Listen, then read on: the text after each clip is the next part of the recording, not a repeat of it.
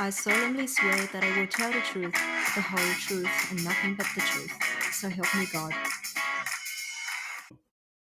Yeah, hi everybody. It's Ron from The Truth About Addiction.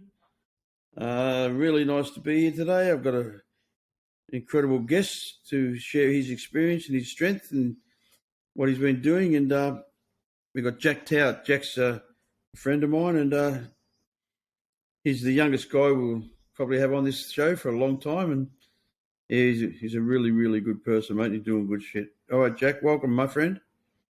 Cheers, mate. Good to be here. Oh, thank you. Right, tell us the Jack Tout story, mate. How old are you, mate? I'm 17. Born and raised East Melbourne. Got 5 siblings and 2 wonderful parents. So have Yeah, a cool. good life now. So what age were you when you started using, mate?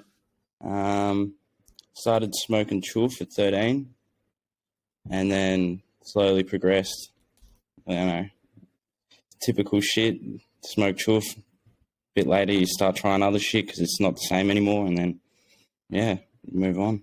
You get on to the other shit. Unfortunately. What was the other shit, mate? Well, it was slow progression. Did mushies for a bit because I got grounded for like a couple months. It's trapped in my room and shit. So I used to go picking mushrooms, and then I'd trip in my room at night and shit like that. And then after came out of that grounding, I went out and started doing MD and Xanax and anything I could really get my hands on.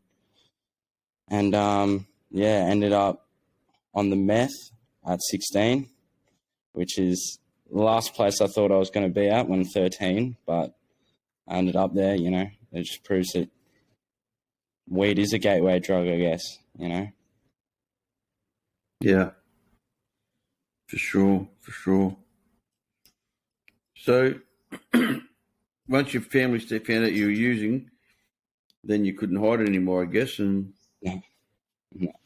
so what'd you do? You ran away, or you just started staying away? Well, I used to just run away at night, go sneak out, go do what I had to do, try and get some coin. And just so many arguments, got smacked a bit too much, and then made it all about me, like did the typical self-pity, oh no, it's all you guys, you don't understand it, blah blah blah, all that stupid bullshit. And then ran away, I guess, because I went to rehab at 16 after being really addicted to the Xanax. And then went to rehab, got out, was a fucking ungrateful little piece of shit to my parents. Got smacked up a bit for it. Well deserved, I reckon. Yeah. And then ran away thinking, oh, my life's so hard, all this silly bullshit. But yeah, laugh at it now because it's all silly. Ran away.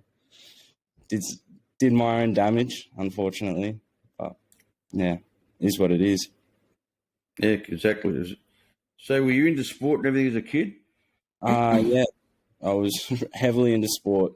My dad played a lot of footy, and I grew up around footy, having 3 brothers.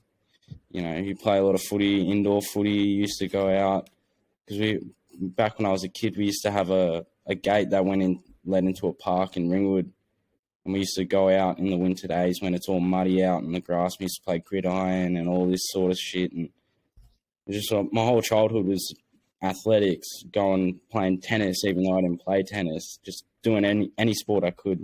That's where I think my addiction, like the addictive personality, started really. Obsessive and compulsive. Yeah, Cool. That's it. Yeah, it's really funny, and like you get this. I find this a lot with people. You're the only one in the family thus far that's had a drug problem. Yeah. So like you're either special. I reckon that's it, Ronnie. I reckon that's it. You're the chosen one. Yeah, the chosen one. Nah, I don't know. I think my dad was he used to drill it into us a bit. Don't do drugs. Don't do drugs. He used to always say, "There's only two things that you can do that will hurt me, and that's use drugs and be a rapist or something." Like, can't remember the other one because I always agreed with the second one, but never agreed with the first one. So, guess I was the only one that didn't take his threats seriously. And then, by 13, 12, I think 12, I started drinking a bit more. And then 13, I moved back down to Melbourne from the country. And the anxiety of moving to a new school really got me. That's what stressed me out the most. Okay, so you felt it when you moved to change schools? Yeah, because I'd already been to 2 high schools in the span of 18 months up in the country. So I was just struggling to find my group, find my clique. Felt real lonely in that. And so when I moved back down to Melbourne and went to the school I went to down here, I started to stress out. I was like, it's just going to be the same. I'm just not going to have any mates or anything. And I think my brother just got home. I'm in his room. But being like real stressed at school was the biggest thing for me that, got me there. Right. And what was it like when you just started hanging out? Was it fun and everything at the beginning, was it? Oh, I think it was the coolest thing ever. Like, genuinely, like, the first time I smoked weed was like, oh my God. Like, it's so sad how, like, it tricked me like that. It just got me. And I remember both my mates, because we all tried it for the first time together. Both my mates, they were like, yeah, no, we're not doing this anymore, blah, blah, blah. Everyone's saying, oh, yeah, we'll do it here and there, we'll do it here and there. And then me and my mate, Jason, we unfortunately did it a bit more than here and there. It started becoming every Friday night I'd go to Jason's, and then from every Friday night turned to every weekend turned to every night, and then it lost its effect. And then you slowly move on to the next thing, I guess. Did you get into trouble because of your using with the law and that, with the cops involved in your life? And got in a bit of trouble here and there. Like, I like to think I'm extremely lucky. I could have gotten into a lot more trouble, that's for sure. But just blacking out. You do silly things. Got charged for some bullshit where me and my mates went and stole 2 slabs out of a shop, and I don't even remember. Last thing I remember, we were nearly at my house, and then I came back to after being blackout, and I'm getting my picture taken by some copper out the front of Eastland where we were.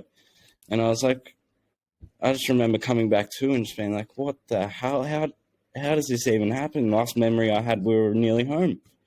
And then, fucked up. What was that, on Zennies? Yeah, we're real dumb. Just filming. Like, my mate was filming us do all this stupid shit, and then someone screen recorded the video and sent it in. And then not later, we were done.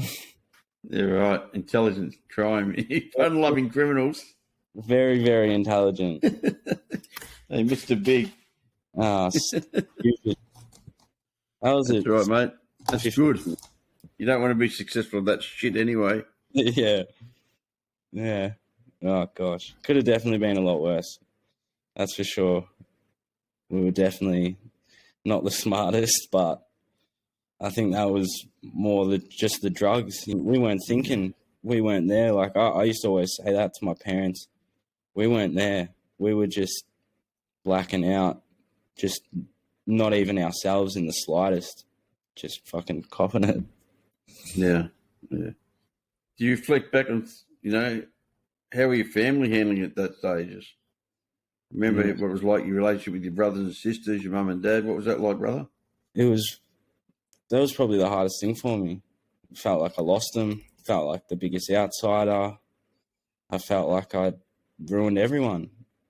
And I think that's what also got me back here to being sober, is that, I wanted to have a relationship with my siblings. I wanted my younger siblings to look up to me. Like, I've got my little brother asking me to play video games with him now. I haven't had that for 4 years. Yeah, nice. That feels good, you know. That's always what I wanted, but I wasn't good. I wish I could have seen it the way I see it now at that time, like how much damage I was doing. Yeah. Like Dad used to have to check up on me every morning, check if I was alive and shit.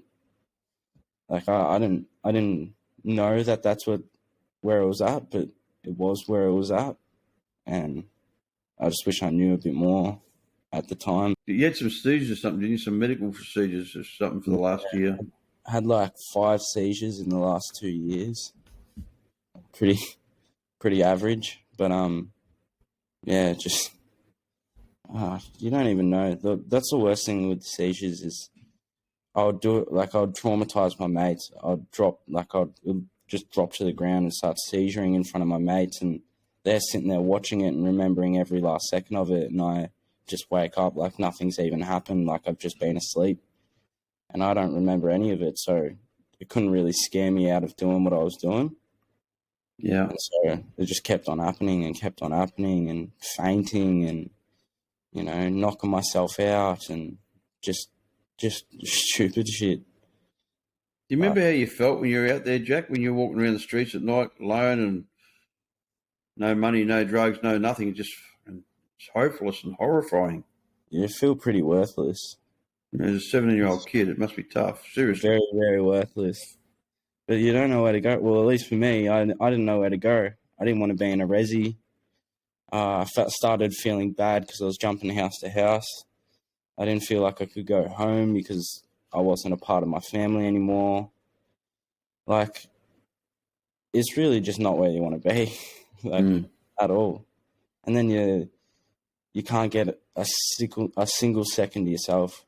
If you're either by yourself, out and about, or you're at someone's house staying there for weeks, and you don't have any time to sit there and reflect on yourself because all you're trying to do is like entertain people, I guess, like try and be there when you don't want to be there. Like nowadays, I don't even like going out at all, really, because I find myself, I don't like entertaining.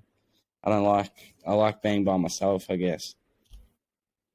And I find that you need personal time, no matter who you are. What brought you into recovery, mate? What was going on in your life out there on the streets that you decided, like, okay, I've had enough, and what did you do, mate?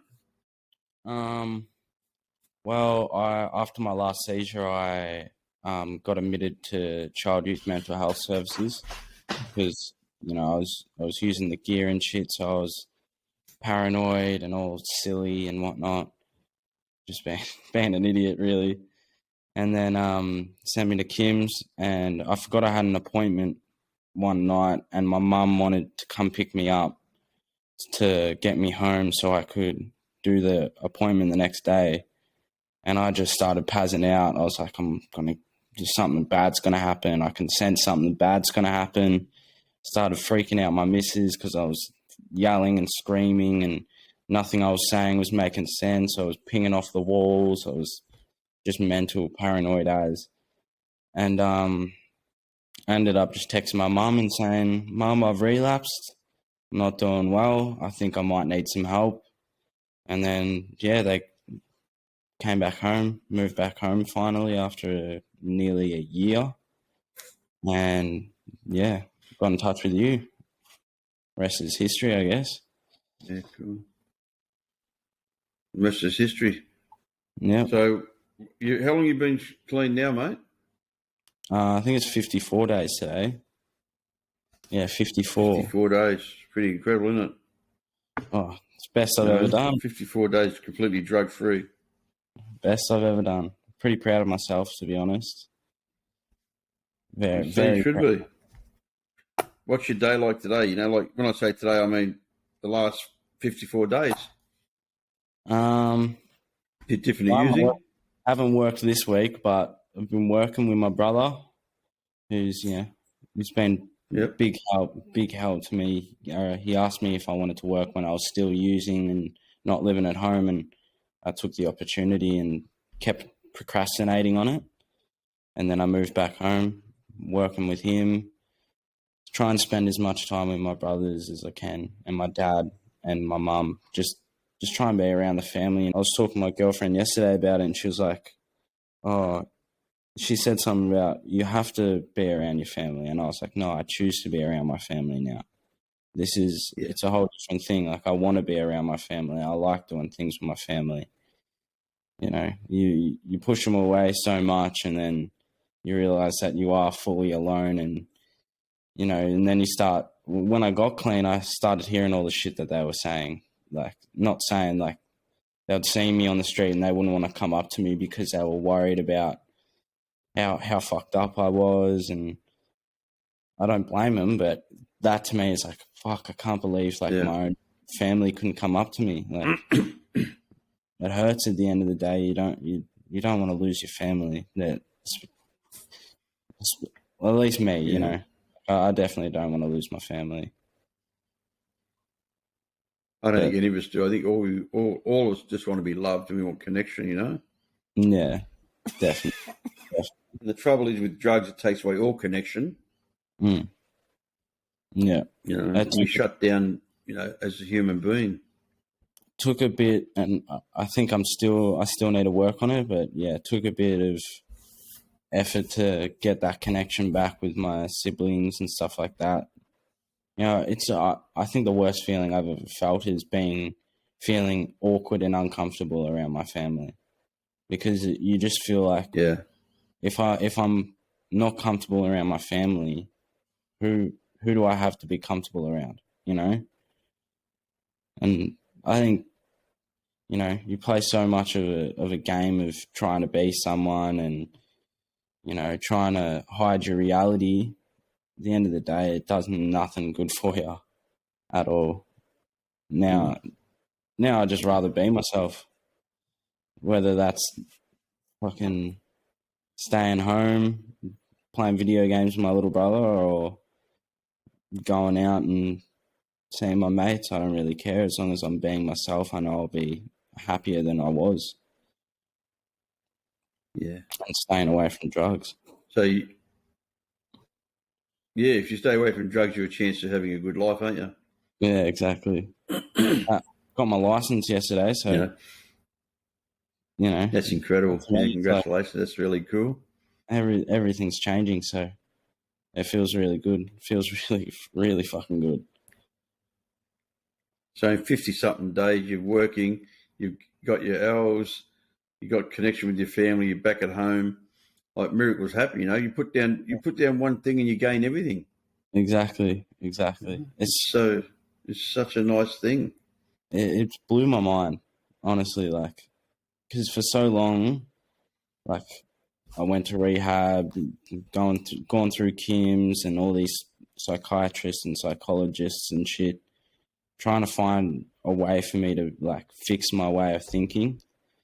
And I think it was just, I needed to just break down my barriers, start thinking, you know, I don't need to be stubborn. There's older people who have been through more than me, who, you know, like people like yourself who do it for a living and teach for a living. That's what I need, you know. I need advice that's going to help me, you know.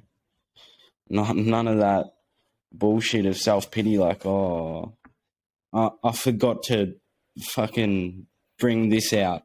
Oh, everything sucks, man. Like, why would I want that? There's no reason for it. Yeah. I think, as I say, the joy's gone in the using. You know, the using stops working. Yeah, exactly. Start feeling guilty every time you use. Like, it went from being, party, let's go, let's have some fun, to paranoia and guilt and shame, and you feel like at least for me, I felt like an absolute loser seeing all my mates, because I like, they would see me and be like, oh, he got on the gear, he fucked up, and that to me was like, why would I want to push away all these mates that have been so good to me and shit? Like, I don't know. I think a lot of it's just common sense. In like, it's hard to say that as an addict, but I reckon a lot of it is just common sense. You don't want to feel sad. Well, fucking work on it, you know? It annoys me sometimes when people. It's true, but a lot of it is common sense. Yeah, it's like the people making excuses that aren't even there, and it's like I was the same, I guess, but you just really got to rip the Band-Aid off. It's a massive part of it. It's just doing it. Man up, front up, and fucking suit up. Just face up to whatever you got to face up to and get on with it. Exactly. It's a lot easier to stay clean a day at a time than it is to use every day. Exactly.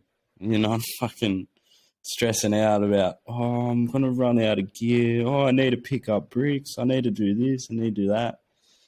So, oh my gosh. I've got to rob somebody. I've got to score. I've got to fucking go and talk to those pieces of shit that call themselves drug dealers. And it's ridiculous. It's ridiculous.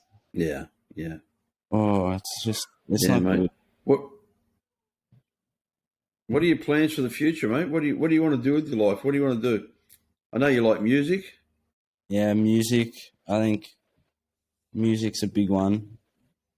I don't even care if I'm a big rapper, big singer, big guitar player. I don't care what I'm doing as long as I just like the music industry. I don't really know. I haven't really been thinking about what I want to do in the future. I'm just really happy with what's going on at the moment. Just for the day, eh? Yeah, exactly. Which is weird. Like I used to think 24/7, I'm gonna do this. Like I used to think, I'm gonna start running shows. I'm gonna have a music label. I'm gonna do this, that, and the other. But it was all just a pipe dream. Like just all pipe dream. Like if you're not clean, you got fucking nothing.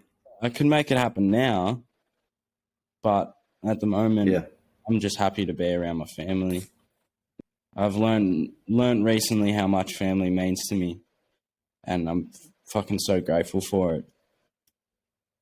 Dad's always said, "That's nice." The water.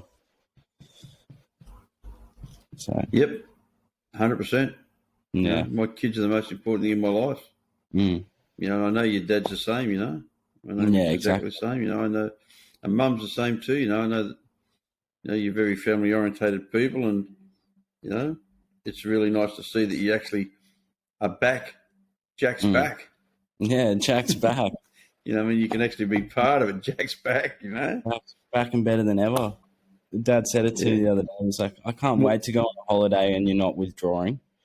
And I was like, I'm excited. I'll have to spend the first week fucking skitzing it, losing it, and just go in there and I'm happy from the first day. It's bloody amazing. You had more last shows holiday. Than Johnny Farnham. Bloody hell. The future's bright for you, Jack. You really have got a bright future. You're a good human being. You're growing into a good man. And it's all because you're prepared to take the chance and put in the work. You got to give to get. Put the work in, mate. You only get out of it what you put into it, isn't it? Yeah, exactly. I'm lucky though. Like I see a lot of my mates who are still in addiction and shit like that, and I'm like, now that I'm out of all of it, it's like fuck. I wanna help you. I hate seeing them like that because it's genuinely not in the slightest bit. To me, I don't think that looks fun. I think you seem like you're not having a good time. You seem like you are just so sad that you just can't live without it. And because I felt that now and being off all the shit, it's like, fuck, I really wish you could have the people that I've had in my life that, have pulled me out of it and taught me how to be a man, I guess. And not everyone has still about growing up, being responsible. Not everyone has the right role models, I was just lucky. Yeah. Didn't want to take it for granted anymore, Yeah, I'd say blessed. Yeah, blessed, definitely blessed. Yeah. The harder you work, the luckier you get. Blessing is something that's been given to you, and that's what you've been given. You've been blessed with a good family. You've been blessed with You know, you've still got your brain. You've still got your brain facilities. You know, like your faculties are still good. A lot of kids are fucking brain dead by the time they've been smoking that shit. You know what I mean? Yeah, exactly. You know, we both know that's a filthy drug. It's a scum drug. You know, it's a horrible drug. It's probably the worst There's thing. nothing fucking glamorous or gangster. Nothing gangster about fucking, you know, smoking the glass dick. It's just, No. it's the most unattractive thing ever. People turn from nice people Horrible, mate. to just scum in like that 2 days. Yep. Yeah. 2 days and their whole morals are gone. Like, the worst that's thing a filthy drug. No, there's no good drugs. Yeah. But that ice is fucking way up there with the shit, you know, and I've been around a long time. You know, the poor old Zannies, they're just forget-me-nots. Yeah, exactly. So you feel them just dribble a little bit and drag your ass along the ground.